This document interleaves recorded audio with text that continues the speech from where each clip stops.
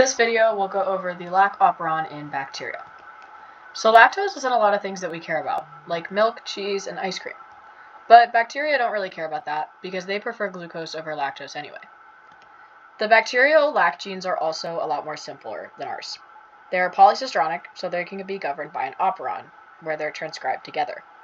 The Lac Operon is made up of the three functional genes, Lac A, Lac Y, and Lac Z, and a regulatory region, which is made up of the operator and the promoter. There's also a Lac I gene, which is a repressor gene upstream, but that's not part of the operon. So this operon is usually negative inducible. Negative because there's usually a repressor protein by the Lac I gene that's preventing transcription, and inducible because transcription is induced by lactose. It only activates when lactose is present. Now the repressor gene makes the repressor proteins, which bind to the operating site and prevent RNA polymerase from transcribing these functional genes. But when the inducer, lactose, is present, it causes an allosteric change in the repressor gene, in the repressor protein, when it binds, and it is unable to bind to the operator, so RNA polymerase can transcribe. This was an example of the wild-type genes with no mutations. Now, one mutation in the Lac I gene causes a deformed repressor protein.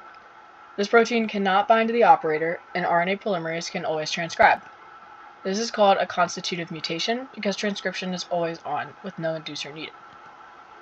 In a different mutation in the Lac I gene, the repressor protein is unable to bind to lactose, which means it's always able to bind to the operator, and RNA polymerase cannot transcribe.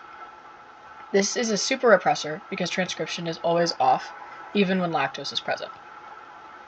Now, a mutation in the operator prevents the repressor protein from binding, which means RNA polymerase can always transcribe.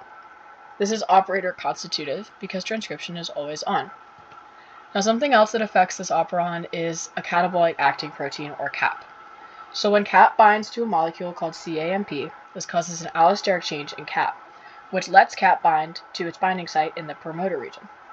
When CAP binds, it lets RNA polymerase bind to the promoter, which starts transcription. So I mentioned earlier that bacteria prefer glucose over lactose as an energy source. So when there's no glucose, the Lac Operon has to turn on.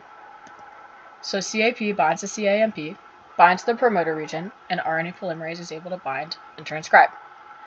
But when glucose is present, there's no need for lactose. So CAP cannot bind to any CAMP because glucose inhibits an enzyme that makes CAMP. So when CAP doesn't bind to the promoter region, RNA polymerase can't bind either, and there's no transcription. I hope you learned something, and here are my sources.